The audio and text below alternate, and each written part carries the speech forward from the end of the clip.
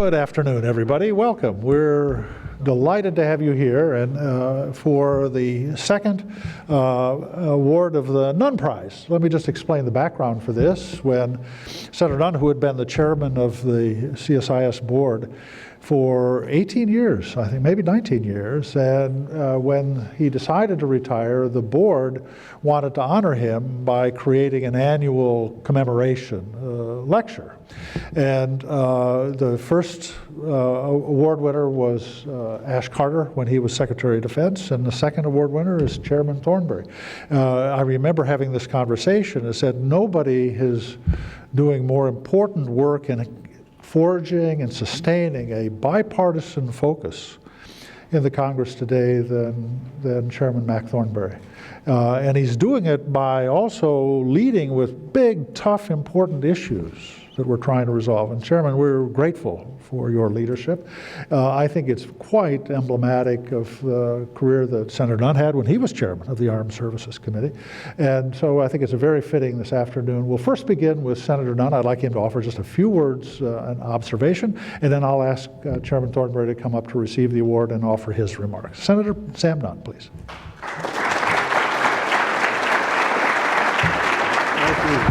Thank you.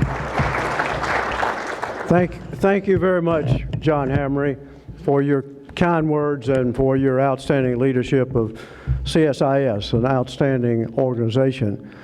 It's just terrific for me to be with the CSIS family always. I've spent so many happy times and informative times in this building and in the old building. We even learned things back in the basement, John, when we were in the old building. So I thank the entire CSIS family for the wonderful honor of making this award in my name. In our current era of brutal and often counterproductive partisanship, I'm pleased that this prize and lecture spotlights courageous leaders who demonstrate civility and wisdom in addressing global challenges and who put our nation's interests first. And our honoree tonight fits that description. The thrill of having this award in my name also comes from the immense credibility and accomplishments of CSIS, the organization giving the award, and the entire outstanding team here at CSIS, as well as the board. You provide a consistent, nonpartisan approach to addressing our nation's challenges. In our current political atmosphere, CSIS stands out as almost unique because our scholars are committed to letting the facts have a significant bearing on the conclusions. That sounds trite, but it is, I'm afraid, true in town today. I'm delighted that Representative Mac Thornberry, Chairman of the House Armed Services Committee, is the recipient of the Sam Nunn National Security Leadership Prize. And Sally, I know you're a full and valued partner to Mac, so I consider this award at least half yours, maybe 60%, because my wife, Colleen, I know would concur with that based on the sacrifices that are made for the spouses of people who are serving. Some of you, I see Bennett Johnson here, I know he's in that category, Arnold not quite, Bill Montalto, but some of you are old enough to recall that I was once chairman of the Senate Armed Services Committee. But I suspect that most of you are not aware of my special debt to the House Armed Services Committee. Chairman Thornberry, my first job out of law school at age 23 was as an attorney for the House Armed Services Committee. I will boldly assert that I am the only senator in the history of this nation, either smart enough or dumb enough, take your choice, to have read all the defense procurement regulations issued by the Army, the Navy, the Air Force, as well as DOD. That was my first assignment for my boss, John J. Courtney, and I can assure you it was more than anyone wanted to know, and probably still is. I know you've done a lot of work, Mr. Chairman, on acquisition reform and all the business practices. Arnold Pinaro has kept me fully informed since he's been so involved in that. So you know the complexity of the procurement, but the importance of the acquisition process. As a staff on the House Committee in the fall of 1962, I also took my first trip outside the United States, literally, first time I'd been outside the United States, an Air Force trip to NATO Europe. The Cuban Missile Crisis broke out in the middle of our 3-week trip. At the peak of the crisis, when it looked like nuclear war was going to occur any minute, I was attending a dinner at the Wiesbaden Air Force Base in Germany, sitting by the Air Force general in charge of our so-called QRA aircraft fighters, quick reaction aircraft, which would have dropped the first nuclear bombs on the Soviet Union. The general explained to me that once he received his order, his planes would have only a couple of minutes to take off because they were likely to be the Soviets' first target. The pilots were sitting and sleeping by the aircraft. They knew that once they dropped their nuclear payloads, they'd have to bail out because of their range. They could not make it back to the base, so it was one bomb per plane on a 1.5-way mission. I decided at 23 years of age that if I ever had an opportunity to try to reduce nuclear risk, I would do so. For me, this continues to be a work in progress for our nation and indeed the world. One more small tidbit. I almost forgot it, Colleen, but I didn't. While we were on the last stop of our trip in Paris on the day after President Khrushchev backed down and agreed to remove the Soviet missiles from Cuba, I met Colleen O'Brien, a young woman who captured my attention in a way that no other woman has. Maybe it was the euphoria since war had just been avoided, but I think it was a bit more than that. She's been my first wife since 1965. So, Mac, it would be a great understatement to say that your House Armed Services Committee shaped both my professional career and my personal life, far beyond just being stubborn and obstinate year after year in the annual conference on the authorization bill. Last week, we all mourned the loss of a national hero, Senator John McCain, a man who deeply believed that all of us should have a cause bigger than ourselves. And John McCain lived that creed. Mac Thornberry meets the John McCain test with flying colors. From streamlining the defense acquisition process to ensuring the U.S. men and women in uniform continue to enjoy every technological advantage possible, to improving accountability for the American taxpayer, Mac Thornberry has provided strategic thinking and been at the forefront of finding solutions to emerging threats both at home and around the world. From his strong working relationship with his Democratic ranking member Adam Smith to his close coordination with Senate Armed Services Committee Chairman McCain, Mac has demonstrated a keen understanding of what it takes to actually get significant legislation passed and to safeguard our nation's men and women in uniform.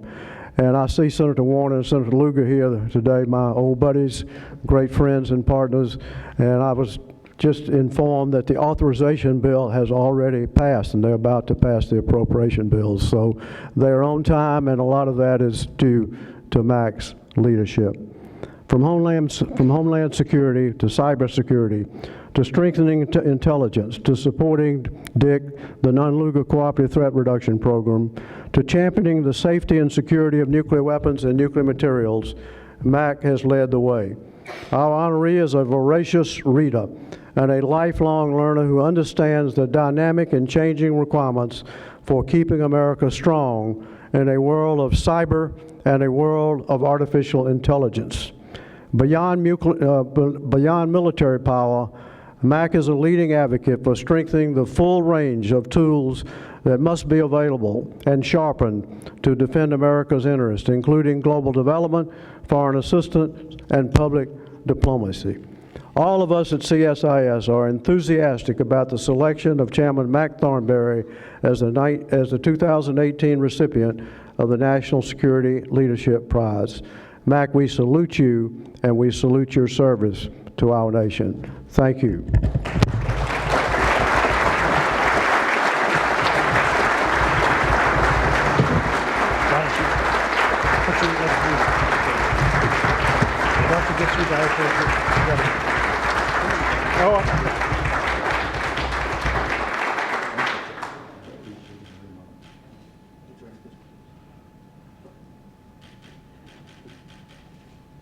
Senator, you go ahead and sit down, and I'll congratulations. And I just forgot to say how grateful we are that Deputy Secretary Pat Shanahan has joined us today. Thank you, Pat. Would you all, with your applause, congratulate and welcome Mac Thornberry, who's the recipient this year, and also Chairman of the House Health.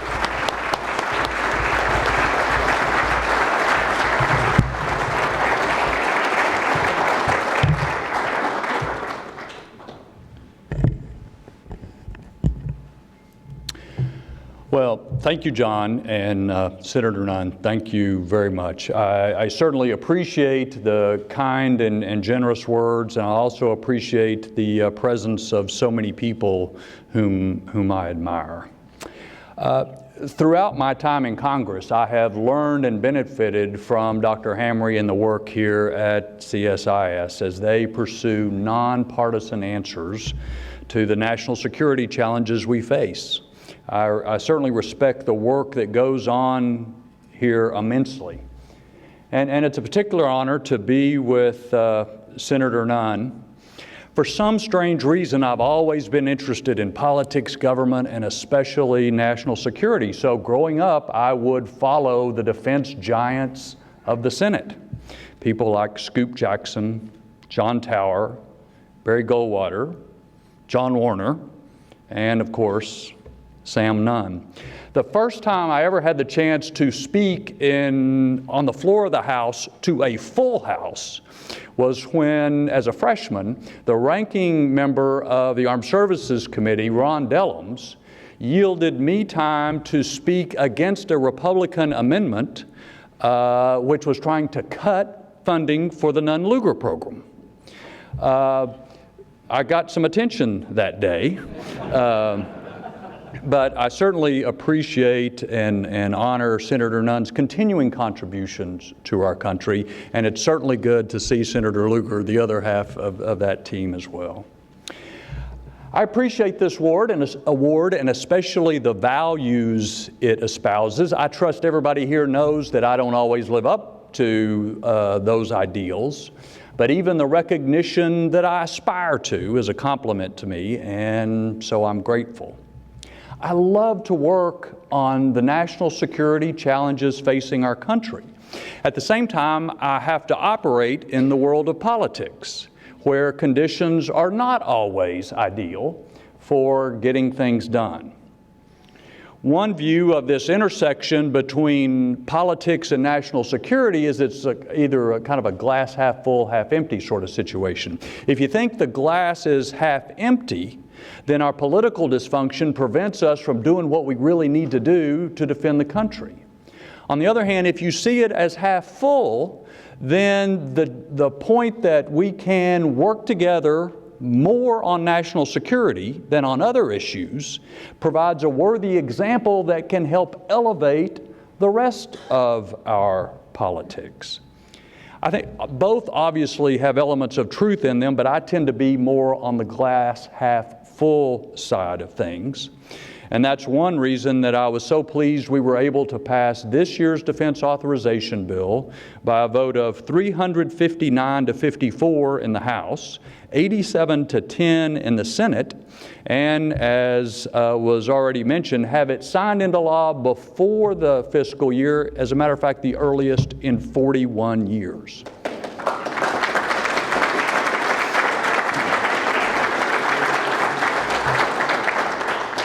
Now, the rest of the story is the House has already passed appropriation bills to match, and now even the Senate has done that. I like the story that Doris Kearns Goodwin tells, where one night Frances Cleveland, the wife of the president, was awakened by a noise in the house. "Wake up," she nudged her husband, "there are robbers in the house." President Cleveland tried to set her mind at ease. "There are no robbers in the house," he assured her, "but there are lots in the Senate."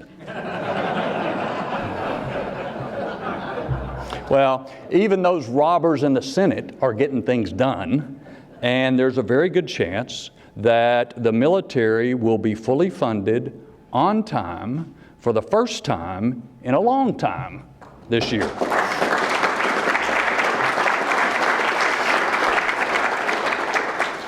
This intersection of politics and national security is the topic I want to expand on for just a few minutes. I have a lot of thoughts and even more questions about the kinds of things we need to do to defend the country in a time of great change and many threats.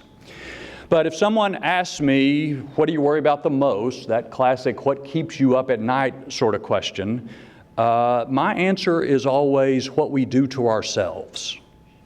We can handle Russia, China, and North Korea. We can find our way through cyber and artificial intelligence and synthetic biology and so forth. My concerns are mainly about us, about the decisions we do make or don't make, the ability to make decisions, which of course is our politics.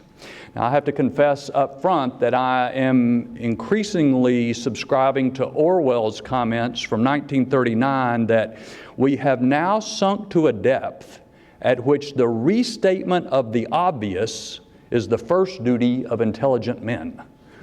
So, you may not hear a lot of new here, but maybe we have taken the obvious, or at least the obviously important, for granted for too long, and that's part of our current difficulties. My first obvious point is that we live in challenging times when the nature of warfare is changing.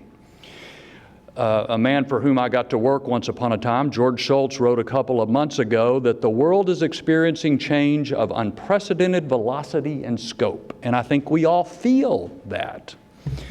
But even amidst all the turmoil around us and within us, we have to be prepared to defend ourselves, our allies, and our interests across a wide array of actors, domains, and tactics. Our country has to be defended at a time when the importance of having a credible nuclear deterrent has never been greater.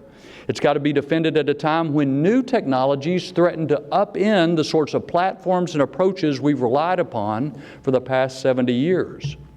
And it's got to be defended at a time where adversaries can now launch certain kinds of attacks that go directly into virtually every American home. The line between war and non-war, between military and civilian issues, between combat and competition is less clear now than it's ever been. I've seen firsthand some of the investments China is making in Africa, across the Middle East, and of course East Asia to secure strategic locations and resources. So how should we compete with a country that's willing to spend billions without scruples for access and influence? We've been consumed by Russian involvement in our own elections, and now we read that other countries are looking at doing a similar thing. Propaganda and deception have always been a part of warfare, but now there are tools available with a reach that is unprecedented. So what's the government, especially the military role, in preventing or stopping a foreign government from placing provocative Facebook ads? What's the military role to defend cyberspace, in cyberspace infrastructure that is owned by private companies? These are the kinds of questions we have to answer to defend the nation, but the answers are only going to come through engagement between government and the public. One of Churchill's insights from the late 40s is even truer today. He said this vast expansion of tools provided by science was unhappily not accompanied by any noticeable advance in the stature of man, either in his mental faculties or his moral character. His brain got no bigger, but it buzzed the more. Well, our buzzing brains have to contend with another development, especially when it relates to the military, and that is rather than have most innovation occur in or because of government, most innovation these days is occurring in the private sector. And that also means that there has to be a greater openness and engagement between the public and their representatives in Congress. Which is what leads me to the second obvious point I'd like to make, and that is the importance of Congress's role in preparing the defense of the nation grows with these changes in warfare. Of course, too many people just tend to assume that it's the executive's job to decide what we need to defend the country and then send us the bill and we salute and write the check. But that's not what Article 1, Section 8 says. It says it's Congress's duty to raise and support, provide and maintain, make rules for the government and regulation of the military forces of the United States. Now, I can regale you with lots of congressional decisions that proved to be wise in hindsight. One that, in a book I was recently reading, says that the American fleet that broke the back of the Imperial Japanese Navy in 1943 was largely designed and approved for construction before Pearl Harbor through the efforts of one naval visionary, which was Congressman Carl Vinson, chairman of the House Naval Affairs Committee.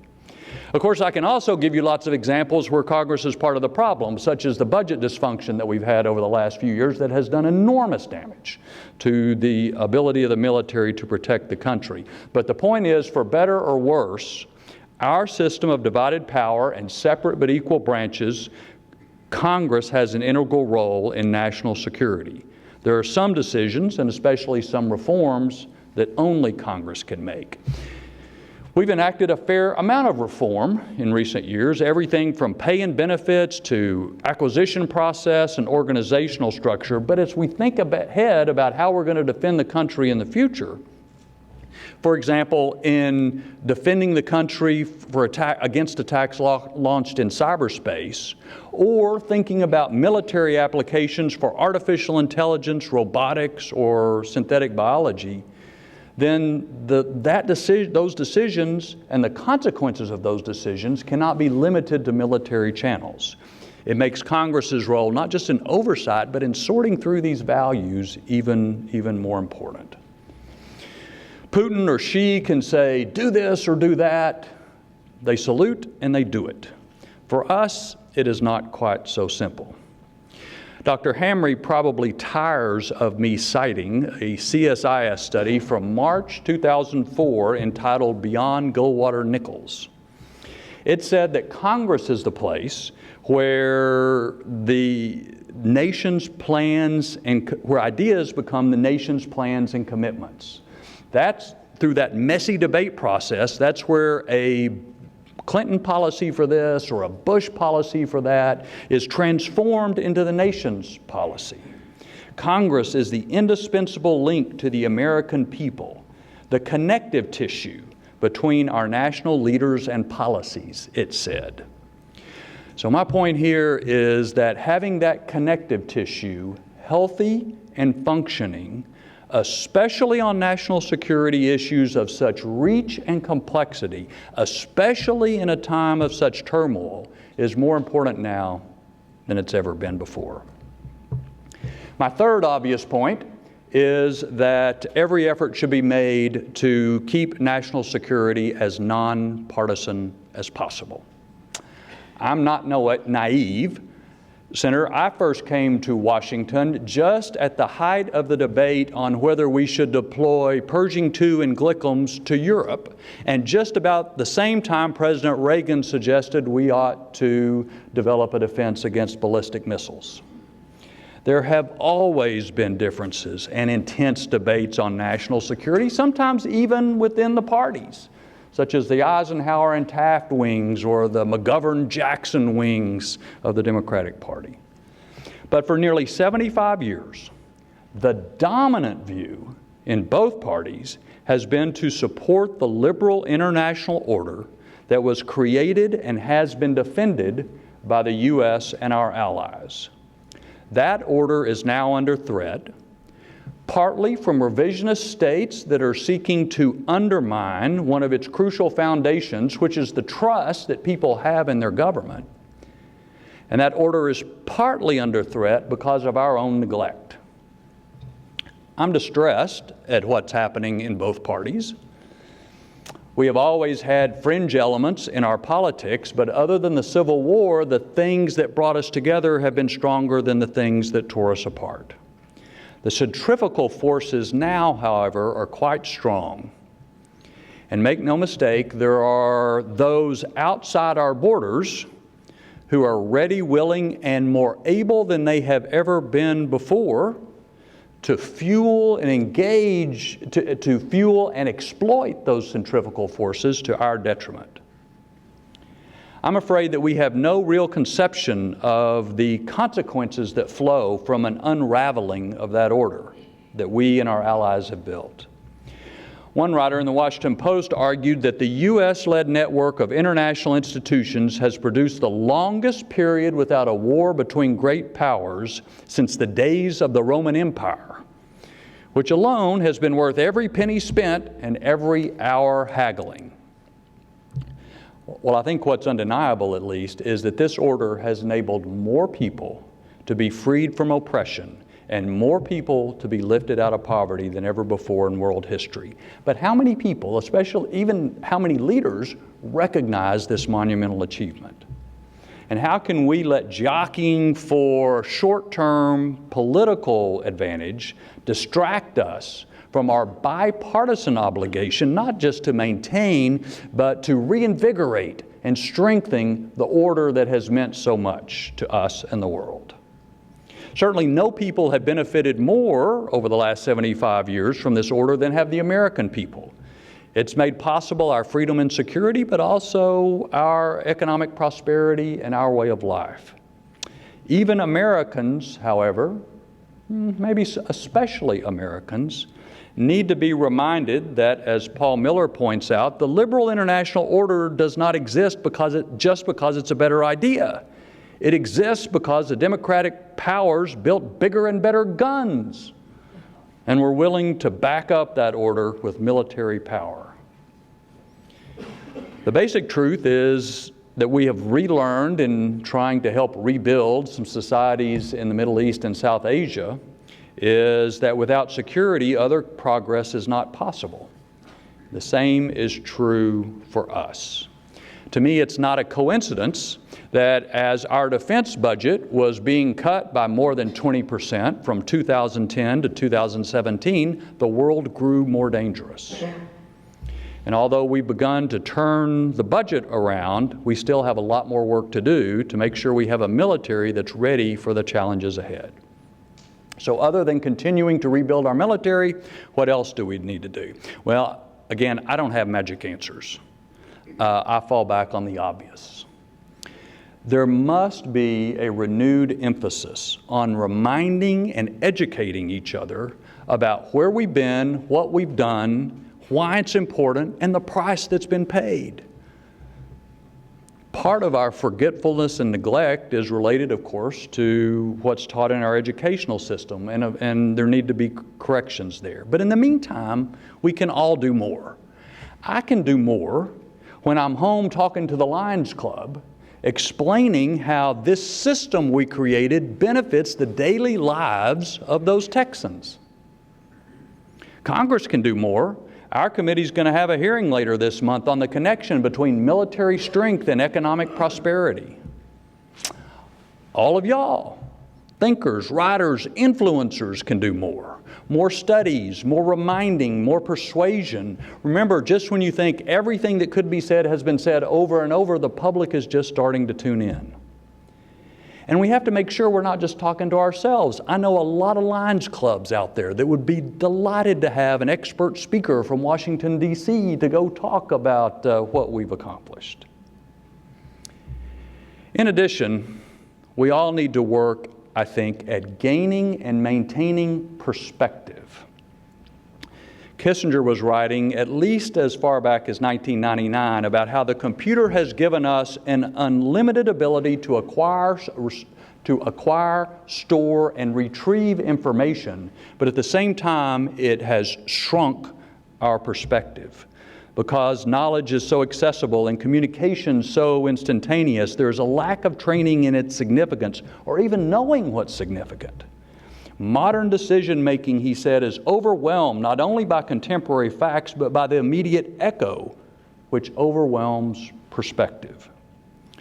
Who among us does not grapple with trying to make sense of the blizzard of information that is hurled at us every minute, buzzing not only our brains, but our pockets and our purses as well? maintaining as much consensus as possible on national security issues requires that we be able to differentiate between what's truly important and what's not. If it's important, we have to be able to stand up and explain the reason it matters and be willing to work and fight to defend it. If something's not so important, we may have to do something that's increasingly foreign to our culture, which is to bite our tongues and restrain our fingers. In today's media environment, where every thought can be published, it's obviously tempting to voice an opinion about every tweet or interview. There has got to be one faction or another that will cheer it. But when every utterance is a criticism, it dilutes the effectiveness of all criticism. It all runs together, the public tunes out, and we divide into our opposing camps. Having perspective on what's important means that we have to be able to, or have the discipline to husband our criticism for those things that really matter. We don't have to fuss about everything. And maybe, just maybe, without so much attention, some of the nonsense will just fade away. Okay, so what if after all our best efforts, people still don't want to agree that they have divided into reflex tribalism? I know of no answer other than leadership, especially leadership by example.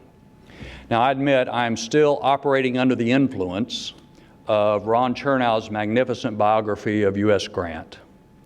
Not only have I underappreciated Grant's remarkable achievements on the battlefield and beyond, but I really did not understand the bad things he prevented from happening when he stayed on as commanding general under President Andrew Johnson. One person willing to stay engaged in difficult circumstances, despite the frustrations, made a profound difference directly and also by providing an inspirational example and bureaucratic cover to others who were doing the same. Each of us has a space to fill and a role to play. Each of us is an essential cog in maintaining a bipartisan consensus on the big national security issues that matter and on strengthening America's unique role as a force for good in the world. Let me just end with this. All of the talk about political trends, technology, and so forth can never distract us from the central truth that the linchpin of American national security is our people, and that we can never take that fact or them for granted. The first recipient of this award, Secretary Ash Carter, would make a point of telling all the young servicemen he encountered that there is no more noble calling than to help protect your fellow countrymen and defend his freedom. He's obviously right about that, and it's essential that we provide those who answer the call with the best equipment, the best training, and the best support for them and their family that our country can provide. It's also vital that lives of dedicated service to that noble cause be held up and honored. I know that everyone here mourns the loss and venerates the life of service of John McCain. It has certainly been one of the greatest honors of my time in Congress to work alongside that American hero over the last 4 years on behalf of the men and women who serve and on behalf of American national security. But I think all of us, in whatever role, whatever station, can adopt the attitude that he expressed in his last book when he wrote, "What a privilege it is to serve this big, boisterous, brawling, intemperate, striving, daring, beautiful, bountiful, brave, magnificent country.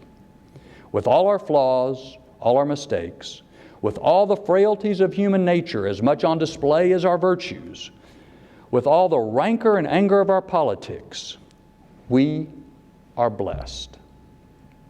Indeed we are. And the responsibility that goes along with that blessing is also on all our shoulders. And it is to make sure that we pass along an even stronger, even more blessed nation to those who come after us. Thank you all again.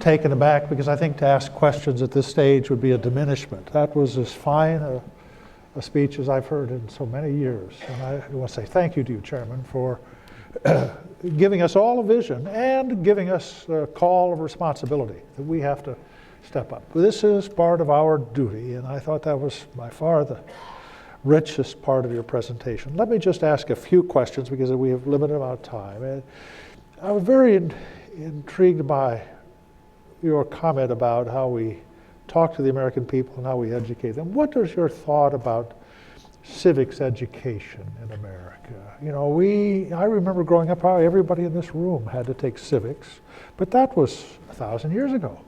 We don't seem to do that anymore. Do you have a thought about civics education? Well, we're woefully inadequate, no question. But in addition to that, I think we're woefully inadequate in helping students at every stage understand, as I tried to describe, where we've been and what we've done and why it's mattered. I mean, it's one thing to kind of have a dry presentation, this is how a bill goes through Congress or other sorts of things, but to tell the story of America with its flaws, you know, we don't need to sugarcoat it, but on the other hand, it needs to not just be about flaws. And I'm afraid we've been through generations where that was the primary focus of our history education. And I worry that we have lost sense of what a, not only unique place, but what a unique accomplishment we and our allies have realized since the end of World War II. And it can slip away. Yeah, it's amazing. The reason the Congress is so vital, as you said in your speech, is that you can take the idea of an elected or appointed official, Secretary of the Navy, Richard here will come up with a plan, but to make it a national commitment, it takes the Congress to do that. But for you to have that credibility, you have to go out every 2 years and earn it in an election. What are American citizens in your district saying to you these days? Context. Charlie Cook ranks all 435 House districts from most Republican to least Republican. I'm number one as most Republican. So just that's the context in which I operate. And so they may have a different view from people elsewhere. But I think what is in common is a sense, I don't want to say we've lost our way, but maybe we have lost some touch with at least the sense of purpose that most people remember as they were growing up. And I think part of it goes back to this lack of discussion of history, where we've been, what we've done, why it's important, what we believe in. And to the extent that President Trump or anybody else harkens back to some, at least of that feeling, it resonates. Yeah, there was many years ago when members of either the House or the Senate were present to vote on creating NATO. We've inherited it. We don't think about it because it's just part of our fabric. How do we take these foundation ideas, you know, the way we partner with others to create a world that's good for everybody? How do we revitalize that for members of Congress? You do, because you live this history. But so many members of Congress they've just come recently, they don't have that. What can we do there, and what can all of us do to kind of help? That's what I try. I think I need to do more in setting up our committee events to maybe not bash people over the head with a history lesson, but put things in context. That's one of the reasons I wanted to have this hearing on, okay, what in kind of looking at history and the present day, what's the connection between a strong national security and economic prosperity? Because if you look at charts and graphs, they go just like this. They go together. I don't know what the number is now, but I bet we're approaching 75% of the Congress was not in office on 9/11. Yeah. I mean, there's been that much turnover. And so it absolutely is a challenge to remind people of the threats that were not so far in our past. I mean, like many of us remember that day vividly. And yet for a lot of folks who are coming into Congress, they don't remember it the same way.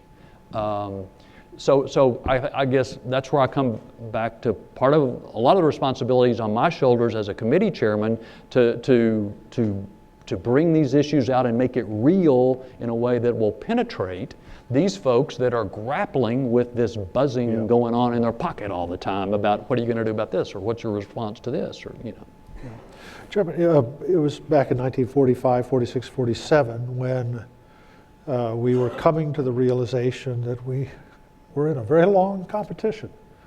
And it was the United States and the West that had governments that drew their legitimacy from how well they served people, versus governments that claimed legitimacy by an outside mandate that wasn't grounded in service or anything. They asserted it, and it was a world of command authoritarian vision of the future versus democratic vision of the future. We're back to this. We didn't know when the Cold War was going to end. We started a cause knowing we had to fight and defend it every day in perpetuity. We're there again. Yeah. And how do we talk to people? You pointed out today we're up against revisionist global powers that now are trying to undermine our view of the world. And they are attacking especially this critical bond between government and its people. That's a lot of what's going on, is to sow that dissension within us. And if you look at what the Russians did in the last campaign, they would take out ads on both sides of a controversial issue just to sow the dissension. So number one is to be alert to the tactic and what they're doing. And I have talked about this in a fair number of Lions clubs. And in being conscious and critical of some of the emails and other things that come across your computer. Think critically about what you're dealing with. And so highlighting the tactic is the first step. But as I say, when it comes to, okay, what's government's role in defending the country against these tactics, that's a much more complicated idea. I don't have the magic answer, but what I do believe is there's got to be the sort of discussion so that not only Silicon Valley, but the public can be more comfortable with this interchange. We've kept you past the hour we said that we would demand of you. I just again want to say thank you for articulating a vision. I think everybody, I saw the heads nodding in the room. Articulating a vision we all want for this country. You put words to it. I want everybody to know we will be publishing the speech. We'll send it out to everybody. I would ask you all to share it. Do not sit on it. Share this idea that there is a world that we are responsible for creating. We put men like Chairman Thornberry in a position of responsibility, but he's acting for us. If we want this world, we have to push for it. Would you all please say thank you to Chairman Thornberry with your applause? Thank you so much. Please come up and say hello.